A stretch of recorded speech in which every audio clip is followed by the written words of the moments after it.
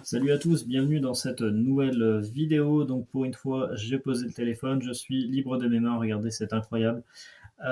Donc je vais vous parler d'un sujet que je n'ai pas abordé en fait tout simplement sur la chaîne et qui me tient à cœur depuis pas mal d'années. C'est le sujet d'atteindre l'indépendance financière.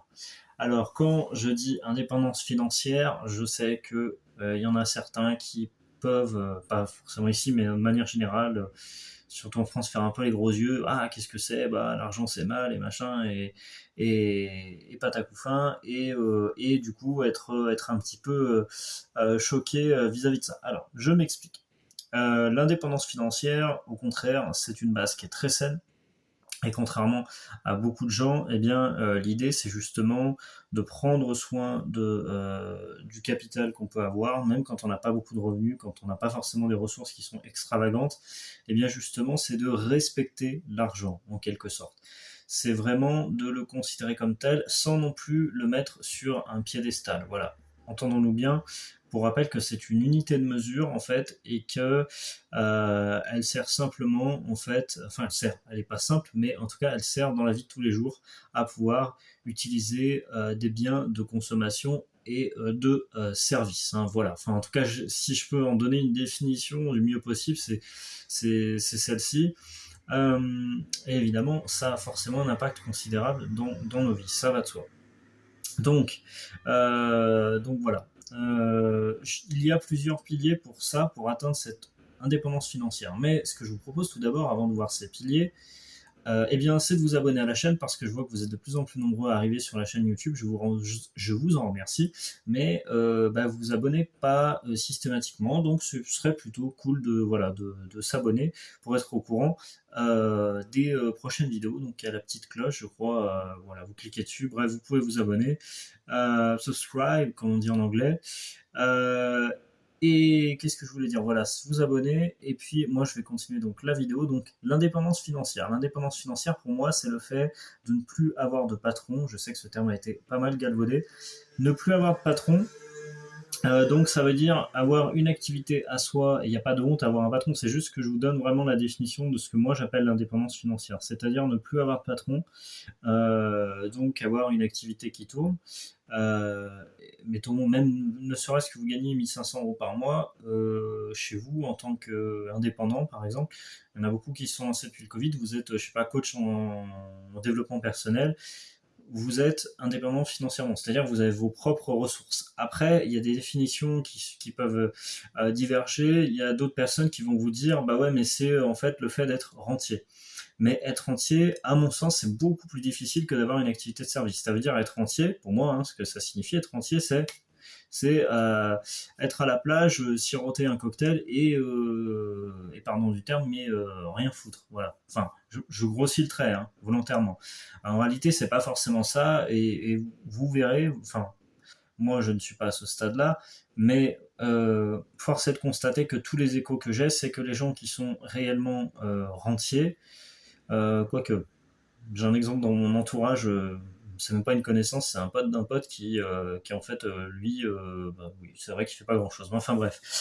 Toujours est-il que, voilà, dans l'absolu, c'est pas s'arrêter de travailler, c'est plutôt avoir une forme d'autonomie, en tout cas vis-à-vis d'un patron, et avoir possiblement des rentes qui proviennent de plusieurs domaines. Donc je vais vous indiquer les domaines en question, puisque pour une fois, j'ai essayé de faire un petit peu plus d'interaction avec cette vidéo, déjà de poser la caméra, d'être un petit peu plus, voilà, que ce soit un petit peu plus cohérent, l'ensemble soit un peu plus cohérent, que ça fasse moins selfie. Donc, premier pilier, on va dire, qu'on peut, allez, on va prendre peut-être le plus facile, si vous avez un CDI par exemple, euh, voilà, un job normal, comme tout à chacun, et puis une situation à peu près stable, vous pouvez commencer par, alors ouais c'est à l'envers je sais, mais vous allez comprendre la petite maison, donc vous pouvez commencer par investir dans l'immobilier, voilà. Donc l'immobilier, donc avec la petite maison, en fait c'est le fait d'acheter un appartement et de le mettre en location. Donc pour ça, je vous apprends rien de nouveau. Il y a plein de contenus à ce sujet sur YouTube et sur Internet en général. Donc ça va être Airbnb par exemple, faire de la location saisonnière au bord de la mer, à la montagne, à la campagne, plein de trucs en Hagne. Ça peut être quoi d'autre? Ça peut être mettre un appartement avec en location, ce qu'on appelle location nue, c'est-à-dire vous avez une personne qui reste à minimum 3 ans, un étudiant par exemple, un actif, une personne active je veux dire. Donc voilà, il y a toujours quelqu'un qui va vous rembourser votre crédit et vous allez même obtenir un petit excédent sur l'appartement que vous mettez ou la maison que vous mettez en location. Donc voilà, ça peut être aussi carrément chez vous, pourquoi pas. C'est-à-dire vous avez une pièce supplémentaire, vous pouvez avoir, enfin c'est pas vraiment un coloc, mais vous pouvez avoir une personne qui vit dans votre domicile, qui n'est pas votre conjoint ou conjointe, et qui en fait paye pour une surface X, et donc du coup vous allez avoir une rente et probablement une partie, toute ou partie de votre remboursement qui va être payé. Donc voilà, ça c'est tout ce qui a trait à l'immobilier. Évidemment, pour être indépendant financièrement, au sens rentier, on va dire, du terme, mettons que vous avez besoin de, ça c'est très important, c'est une question que beaucoup de gens ne se posent pas, ou ne prennent pas le temps de se poser, c'est de combien vous avez besoin pour vivre. Donc si par exemple, mettons,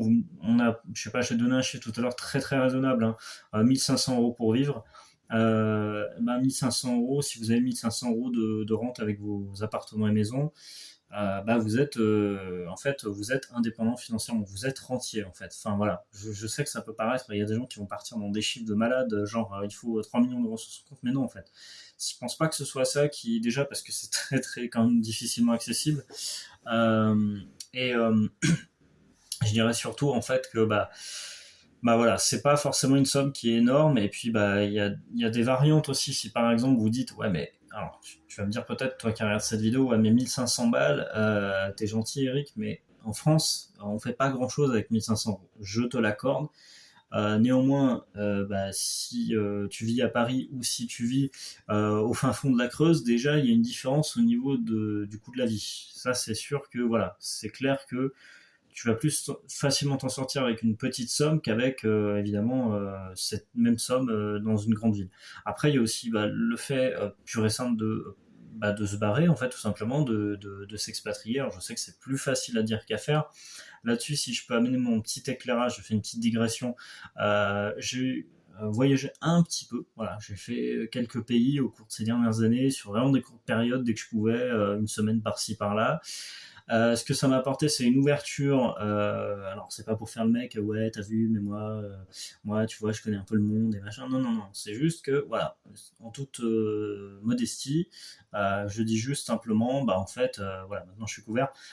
J'ai été voir, je sais pas, j'ai été une semaine au Maroc, une semaine à Malte, je sais pas, 2 semaines en Espagne. Donc, du coup, ça me permet aussi de voir, de me dire, ailleurs, pas si loin forcément de chez nous, mais euh, est-ce qu'il n'y a pas des choses qui se font différemment? Est-ce que le coût de la vie justement est pas plus faible?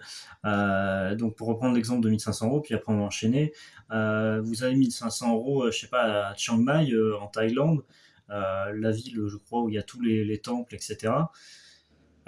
C'est voilà, vous pouvez possiblement mieux vivre, à peut-être avoir une meilleure qualité de vie si c'est votre truc, que de vous retrouver dans votre 15 mètres carrés à Paris en plein Covid. Enfin voilà, pour l'exemple. Donc voilà, c'est en fait là où je veux vous amener, c'est que c'est pas qu'une réflexion financière stricto sensu, ça va plus loin que ça. C'est aussi la vie en général, hein.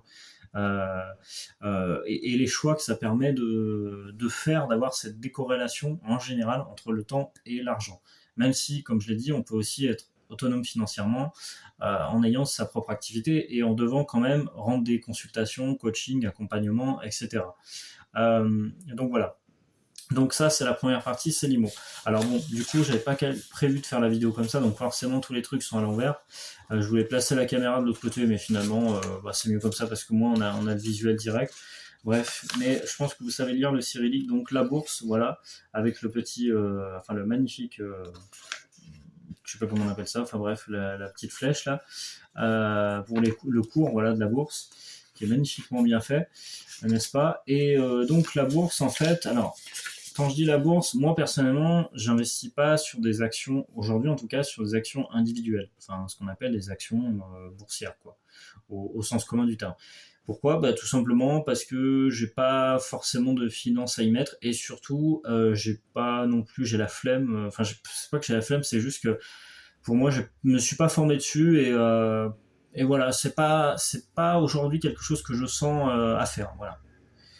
Peut-être que je le ferai plus tard, mais aujourd'hui, bah voilà, j'ai pas envie de le faire. Donc qu'est-ce que je fais au niveau boursier à tout petit niveau, vraiment modeste, vraiment, enfin c'est pas de la modestie, c'est juste basique quoi.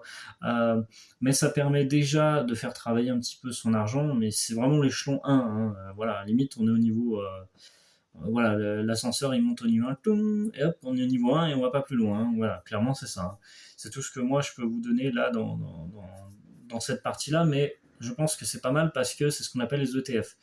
Les ETF, il y en a qui vont dire c'est surcoté, machin et compagnie, mais en attendant, les ETF, c'est du capitalisant, donc c'est pas des dividendes qui vous sont versés, si je ne dis pas de bêtises. Et en fait, surtout, le plus intéressant, c'est vous avez peu d'argent à investir tous les mois. Quand je dis peu d'argent, le minimum, c'est quand même d'avoir 40, 50 balles. En dessous, ça sert pas à grand chose. Donc voilà, enfin, j'ai testé au début, hein, j'ai mis très peu, j'ai mis quoi que ouais, pas vraiment, ouais, j'ai peut-être essayé une fois ou deux, 20-30 balles, mais c'est un peu un léger quand même. Donc, bref, du coup, voilà, vous mettez minimum 50, 100 euros, voilà, par exemple, tous les mois, et du coup, sur des ETF. Des ETF, c'est ce qu'on appelle, alors je sais plus le terme, X-Trade, Change, Fund, un truc comme ça. Mais bref, toujours est-il qu'en gros, c'est un panier d'actions, en fait, et c'est une action tombe, une autre monte. Enfin, vous voyez le jeu d'équilibre un petit peu, donc il n'y a jamais vraiment il n'y a pas vraiment de chute. Le risque, c'est que souvent les frais de courtage sont plus élevés. Vous n'avez pas, enfin le risque, la contrepartie plutôt, et aussi, comment dire, vous pouvez pas avoir des rendements de zinzin, quoi. Enfin voilà, vous n'allez pas avoir du 50% sur une action comme à l'époque, le mec qui aurait acheté des actions chez Amazon en 99. Enfin voilà. Mais moi j'aime bien les ETF parce qu'on n'est pas dans ce côté spéculation aussi. Et ce qui est intéressant aussi, c'est qu'on n'est pas obligé non plus d'être dans ce côté franco-français avec des actions. Alors on peut, hein, mais voilà, moi je le fais pas personnellement. Le côté CAC 40 et machin, parce que il y a aussi l'aspect éthique. Moi, ayant travaillé personnellement comme simple employé à Carrefour ou des boîtes comme ça par le passé, bah du coup, je me sentirais mal.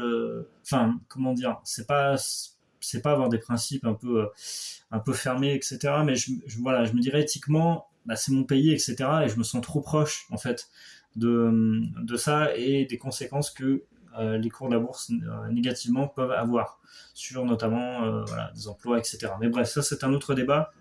Donc ce que je fais, ce n'est pas mon pays, donc j'investis sur des actions américaines. Hein, le S&P 500, c'est une valeur sûre depuis 30 ans. Je crois que c'est en moyenne le cours doit être pour obtenir un rendement sur un ETF monde 6-7% par an, donc ce qui est déjà très très bien.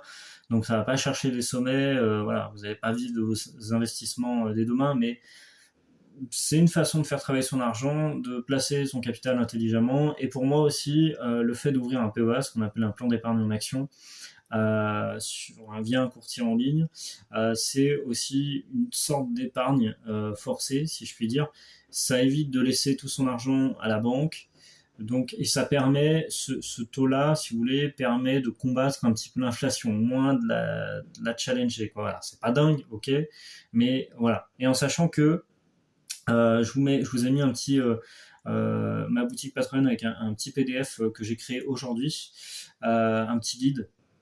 Donc je le propose sur mon Patreon, vous pouvez aller voir en dessous de la vidéo, et vous verrez dans ce petit guide qu'il y a un petit tips, notamment pour avoir des rendements bien supérieurs, ne serait-ce qu'avec un ETF monde. Alors après, attention, parce qu'il y a des fluctuations, etc. Mais enfin voilà, en tout cas, je vous encourage à aller voir, parce que moi-même, j'ai testé, et ça commence déjà à avoir un impact plutôt positif.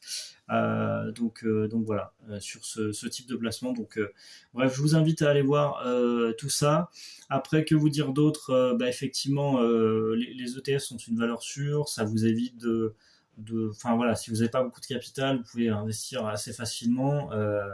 Voilà, vous avez, je sais pas, vous gagnez par exemple, on reprend l'exemple de tout à l'heure, 1500 euros, bah voilà, il y a une petite somme que vous pouvez mettre à disposition sur le côté bourse. Enfin voilà, et être en passe enfin comment dire, travailler sur l'indépendance financière, voilà, avec la bourse entre autres. Donc la bourse, l'IMO, sachant que j'ai commencé par l'IMO parce que je pense que c'est quand même plus facile que la bourse de pouvoir accéder à cette indépendance financière, au moins partiellement. Vous mettez un locataire dans un appartement. Moi, je connais quelqu'un dans ma famille qui, là récemment, qui a mis son appartement en location. En fait, il touche, de la part du locataire, il touche 500 balles. Donc vous imaginez déjà 500 balles, ça représente, on n'est pas un demi-SMIC, mais voilà, on commence à se rapprocher quand même d'une somme assez conséquente. Donc imaginez avoir 500 euros de plus tous les mois sur dans vos finances, ça fait une sacrée différence. Donc voilà. Tout ça, c'est pour ça que j'ai présenté d'abord l'IMO en premier. Maintenant, je vous présenterai le troisième pilier. Alors, il y en aurait d'autres à présenter, je précise, crypto machin. Moi, c'est pas mon truc. Si, le seul truc dont je peux vous parler, mais moi, j'ai pas vraiment expérimenté ça, mais c'est très stable. Finalement, ça revient au même que la bourse, et je pense pas que ce soit vraiment utile tant que vous n'avez pas suffisamment de capital d'aller faire joujou là-dedans. Tout ce qui est crypto-monnaie, blockchain, franchement, voilà, je pense que c'est quelque chose qui vient éventuellement après, avec des liquidités beaucoup plus abondantes, avec un salaire important, et déjà le fait d'avoir fait de l'investissement, là, vous pouvez vous permettre d'aller dans cette catégorie, mais voilà, personnellement, je vois pas bien l'intérêt quand on n'a pas des revenus conséquents, et qu'on débute finalement dans l'investissement, que on est un peu monsieur et madame tout le monde, quoi. Voilà, on cherche simplement et surtout à se protéger, à un petit peu diversifier. Moi, je pense que c'est pas la priorité, voilà. Donc, surtout qu'on a vu avec FTX, les différents crashs, etc. Maintenant, c'est vrai que les stable, comment on appelle ça, ouais, je crois que c'est ça, les bitcoins. Ouais, crypto-monnaie, bitcoin et merde, USD, je crois. Merde, je sais plus. Bref, ouais, mais en tout cas, les bitcoins, voilà, c'est quelque chose d'assez stable. Vous pouvez avoir des rendements sur certaines plateformes de 6-10% par an. Vous voyez, ça va pas chercher très loin, plus loin que par exemple des ETF. Et ces plateformes-là, il y en a certaines qui sont un petit peu douteuses, donc il faut toujours faire attention. Ces plateformes-là où on investit son argent, parce qu'une fois que c'est perdu, c'est perdu. Donc voilà. Donc pourquoi pas, mais je pense pas que ce soit vraiment la priorité en tout cas. Voilà. Pour moi, la bourse et l'IMO sont vraiment les socles indispensables sur lesquels vous pouvez commencer votre petite carrière d'investisseur. Ensuite, on a la partie entreprise. Enfin, j'ai bien. Donc, alors entreprise, attention. Vous voyez, j'ai mis deux petits trucs. Alors, je sais pas si on voit à l'envers. Une usine merveilleusement bien dessinée. On dirait un paquebot avec un petit bonhomme à côté. Oui, je vous l'accorde, c'est très moche, mais c'est moi qui ai dessiné. Voilà. Donc voilà, c'est pas super, c'est pas dingue. Et puis là, en fait, alors vous allez me dire, mais qu'est-ce que c'est que ça? C'est un Minitel? Ben non, en fait, alors c'est censé être un PC portable. Donc c'est tout ce qui est lié, voilà, entreprise. Alors entreprise, pareil, je fais un peu long, mais on s'en fout, on est là pour ça après tout. Entreprise, c'est pas l'entreprise à papa, le truc énorme, ça existe encore. On est d'accord, mais voilà, c'est plus l'entreprise de tapis, machin. Quand je dis tapis, je pensais même au tapis, hein, réel, pas Bernard Tapie. Mais bref, l'entreprise, c'est voilà, c'est plus la grosse multinationale. C'est pas ça que vous allez monter en tant que personne indépendante ou personne lambda. Non. Par contre, ce que vous pouvez faire, c'est dans un premier temps, et puis même dans un second temps, même tout le temps, en fait, vous pouvez monter ce qu'on appelle une entreprise. Moi, j'aime mieux parler d'activité en ligne, parce qu'entreprise, ça fait un peu corporate, ça fait peur aux gens, le vilain entrepreneur et tout ça. Alors que finalement, activité en ligne, c'est plus, on va se dire, c'est plus la personne, le mec ou la nana un peu artiste dans son coin et machin, un peu farfelu, mais on l'aime bien quand même, parce que voilà, entrepreneur, voilà, tout de suite, on fait les gros yeux, enfin bref, je caricature. Mais voilà, en tout cas, monter par exemple une activité ou une entreprise en ligne, peu importe, ça peut se faire d'un ordinateur aujourd'hui, j'en suis la preuve vivante. Donc du coup, voilà, j'ai créé une chaîne YouTube avec un écosystème de produits que je mets en vente sur mon Patreon, hein, en toute transparence, pour vivre. Donc voilà, je suis vraiment l'exemple même voilà, d'une personne parmi d'autres qui est à créer sans don particulier, sans caractéristiques spécifiques et aussi sans vraiment de capital, quelque chose à partir de zéro. Et donc tout est en ligne et vous pouvez faire exactement la même chose. Pour ça, il suffit d'un ordinateur, d'une connexion internet. Vous pouvez aussi utiliser bien sûr votre smartphone, tablette. Dans tous les cas, voilà, vous avez compris que ça coûte très très peu d'argent. Après, que ça coûte pas du tout d'argent, ce serait vous mentir, parce qu'il y a toujours un petit frais d'hébergeur web à payer. Je sais pas, à YouTube pas vraiment, mais mettons un abonnement sur un outil, un truc comme ça, qui va coûter 40 balles par mois. Mais vous avez compris qu'il n'y a pas besoin d'être émirati pour faire ce genre de choses. Donc voilà, c'est plutôt très intéressant. Et puis après, bah, si l'envie vous prend, vous pouvez monter aussi carrément des sociétés en ligne, physiques, pas en ligne, physiques. Voilà, il y en a qui vont monter des restos, il y en a qui vont monter je pense à la bouffe parce que j'aime manger, mais des food trucks, voilà, ce genre de trucs. Après, chacun vaut midi à sa porte, ça a quand même un certain coût.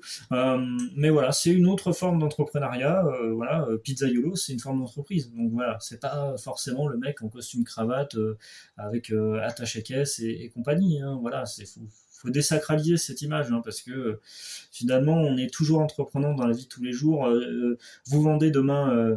Un objet sur le bon coin, bah, on peut pas dire que c'est une entreprise, mais vous vendez quelque chose, donc vous faites l'acte d'entreprendre, de vendre.